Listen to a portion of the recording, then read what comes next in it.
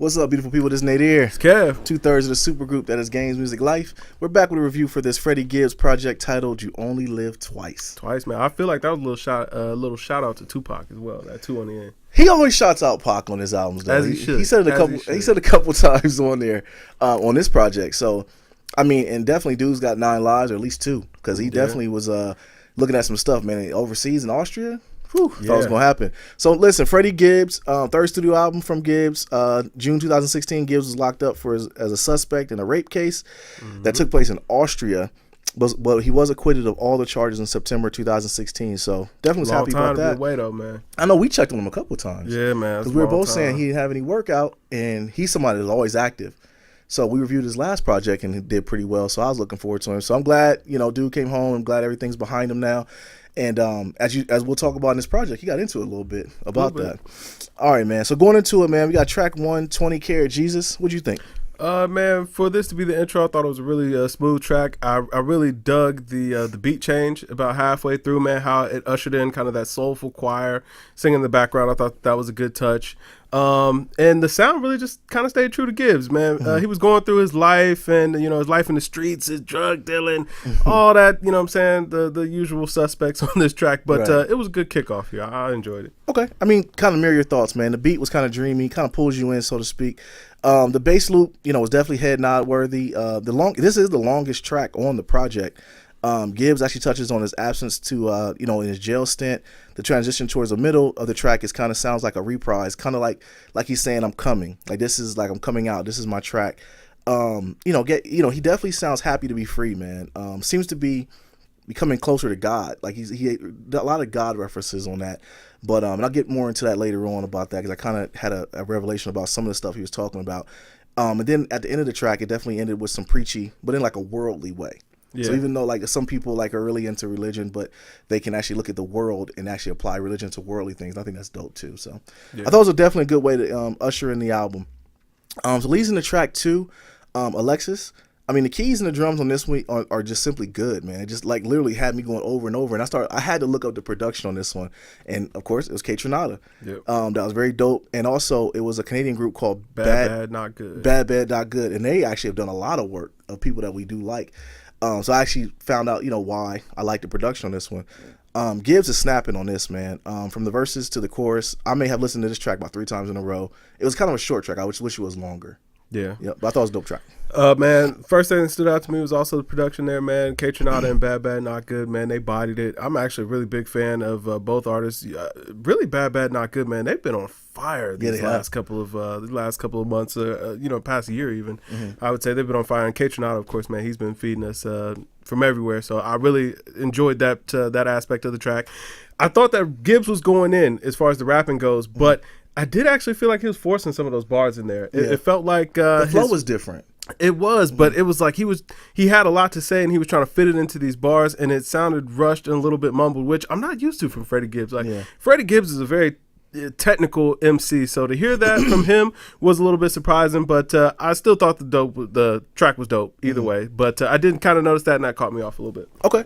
No, I think later in the project he had another track that was like that too. I think it's the later one, but I said the same thing, that he just sounded rushed on certain songs. Maybe it was old, but I don't know. I feel like he maybe just had a lot to get out, man. Exactly. You know what I'm saying? He was I'm gonna get this out. Yeah, because we'll get into it. I mean, the album's only 30 minutes long. Yeah, right. It's only 8 tracks, but he got a lot off.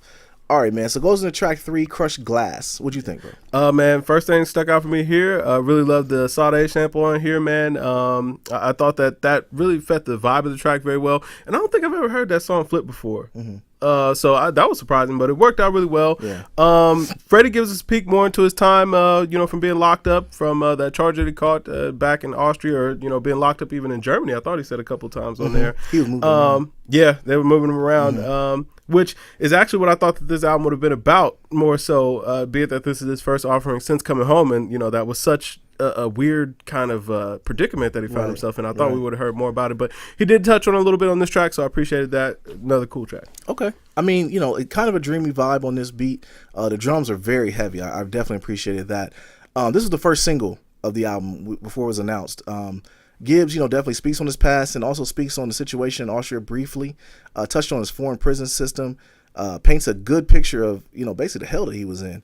I found this to be very dope. The background vocals from the artist Brittany B fit the track very well. She did a decent job. I definitely thought it was a decent track. Heard that. All right, so listen to Dear Maria. To me, it sounded like this is like a letter from Gibbs to a female, Maria. Kind of a simple track concept-wise. The track was kind of upbeat, but I was not a fan of the auto-tune towards the end. It didn't fit. Like, I feel like they could have just got rid of that. I don't know what that was, but I didn't like that part of it. But all in all, it's a decent track. For only be 8 tracks on the project, this one could have left. Yeah, on this track, I really like the sample at points on here, but the beat, it starts to sound a little cluttered or just a little bit sloppy at points. I was actually watching something a few days ago, and Pharrell made a great point. Like, when you're making a beat or a track, the silence is just as important as the noise on the track. And this track just sounded like too much all piled on top of each other at points. So that kind of threw me off a bit. And the auto-tune, like you said, it didn't really add anything to the hook. I felt like they could have left that off. And I don't know if I'm a fan of Gibbs' kind of like slurred flow. Like he kind of got that double time slur. And he's put a little swagger on it, put a little stank on it. You know what I'm saying? Exactly. But I don't know if I'm a fan of that style for him. So with it, I was a little on the track, but I still thought for what it was cool. But you made a great point though. But my thing about it is, if he's gonna have that different type of flow, let it be clear.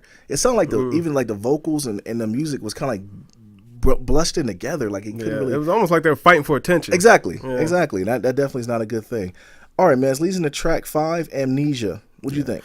Man, I thought this was a bit of a filler turn-up track, but the beat was jamming on there, so all was forgiven. You know what I'm saying? I'll accept it. Freddie was just, flexing, giving us that braggadocious rap, letting you know that cars ain't leased, the jewels is real, yada, yada, yada, same old, but it was a cool track. I think this is the lane that Freddie rocks in right here. It kind of had a trappy vibe. I thought it was going to be kind of trappy, but he pulled it off very well. Like you said, the beat is very hot, head nodding. Drums and the flute. That flute is definitely pulls you in. Pause. But once again, he's speaking on his flashbacks from his past and his current shenanigans. I rock with this track, man. I feel you. All right, man. So leads into track 6, Andrea. This one was a slow down track. The piano and the drums keep you vibing on this one, kind of like an Outkast vibe a little bit. I can see Andre 3000 into this one and giving us something, because it definitely put me in that mindset. The track slows down even more towards the last 30%, and Gibbs, he pulls it off kind of like a chopped and screwed a little bit. Seems to be speaking on his past relationship with a female, which I thought was kind of dope if he's getting personal, letting us in that aspect. But I thought it was a decent track. I feel you, man. Well, we got after that Andrea. Oh, no. Andrea was that one. So we got Phone Lit. Phone Lit. All right, it's leading to Phone Lit, man. So this one, man, this track had like kind of like a jazz vibe. It had a very smooth beat. Voices. Gibbs' voice kind of sound drowned out on this one. There's another one where his voice just sounded kind of drowned out, like it was battling between his voice and the beat. I didn't get that one. Sounds almost like it was like him rapping over a phone on the first verse. Because I don't know if you noticed it, but like the first verse sounded like very unclear. Then the last verse sounded like they might have paid for a better studio or something. And it sounded better, So I don't know if maybe he was in jail and he did that verse and he did it over the phone. Or maybe it's just I'm bugging. I don't know. But I just thought, I thought it was a decent track. But I didn't understand how halfway through the track, it's almost like the first half was less quality than the second half. But all in all, I thought it was a decent track. Man, yeah, I don't know, man. With it, I know that I really did enjoy him singing on the hook here, man. I thought that was a really catchy hook, even though it was pretty simple, him just singing about how lit his phone is. Kind of giving us a play-by-play, how his phone stays on fire, just ringing for one reason or another at all times. Production on this track, I felt like was A1. Gibbs comes through and, blesses us on those verses. I thought that this was, one of the highlights for what we had gotten previously. Okay. Yeah. So, okay. Yeah, it was cool. All right, man. Let's listen to the last track of the album, Homesick. What'd you think? Now, when I got to this, man, this was the track I was actually waiting to hear the whole album because this was the track where Freddie was really kind of digging into his time and, both his time being away, locked in prison, man, his current relationship with his child, his daughter, relationships that may have fell by the wayside with his homeboys, just kind of giving us an update on where his life was or, where his life isn't at right now, which I thought was dope, man. I really expected this to kind of be more so what the album was about, but it really did come through on this song. To me, track was fire. I just wish I would have got more of it on this album. Yeah, I thought, kind of mirror your thoughts. I definitely thought that he definitely got personal. I definitely appreciate that, but I also would have liked more of not saying you want to incriminate yourself, tell us exactly what happened, but he kind of did on this track. He told us basically it wasn't even him, it was his homeboy. he basically needs to do a better job in living for him versus living for his people, which I think everybody's gonna have that come into life moment as you get older. That's just coming with growth. And but I definitely liked the beat on this one. It was definitely very dope. I liked how it was a soft beat from soft drums, kind of, and definitely just a soft just cadence to where he wanted you to hear what he was saying. Right. It was definitely very soft for that reason. But I like the fact that he got into it. But I would have liked more on the album of that, and for it to be such a short album, I thought maybe he should have talked about it a little bit more as well. So all in all, man, what do you think?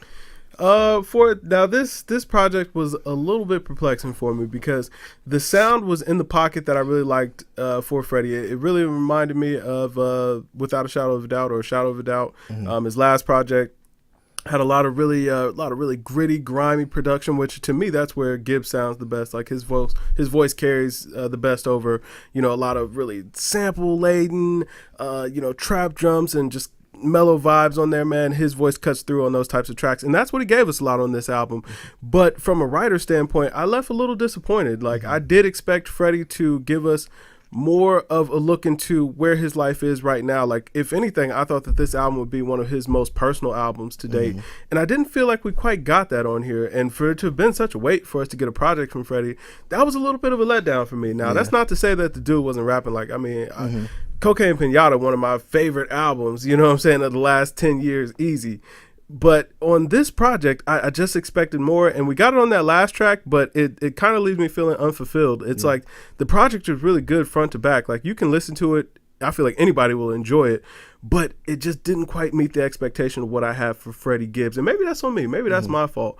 But because of that, man, I had to rate this album out of 79. It was too short to not give us, what we needed. Okay.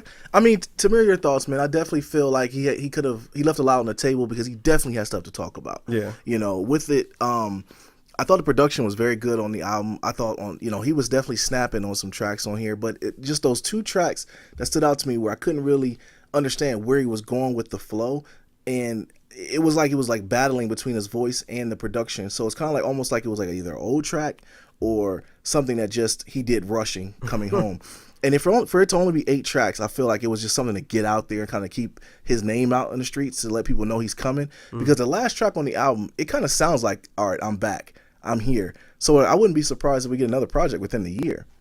You know what I'm saying? So. Because this one had no features, which means he probably just did it himself. J. Cole, Platinum, no features. Yeah, no, I don't think that was his goal. I think it was more so just like, I'm not going to try to get anybody on here. I'm just going to let people know this is what it is. Yeah. And then I'm going to get a more project out. And get a better project out later or a more filling project. Because I got to think he's somebody that if you listen to him, you can tell he takes his craft personal. Yeah. And like you said, this one he left a lot of meat on the bones as far as his content he could have talked about. He's not at that Jay-Z level where he's reached God status in life to where you don't have nothing else to really talk about but happiness. He's got some stuff he just went through. I mean, but with 8 tracks, it's like you don't have any room for failure. No, there's no room for failure. But all in all, man, I thought it was a decent track. And like I said, we are big Freddie Gibbs fans, from GSPN to Ghetto Pinata to all those other. We loved his the fact that he can rap. Maybe we are a little bit harder on him, but I gave it a 75. Okay. I gave it a 75.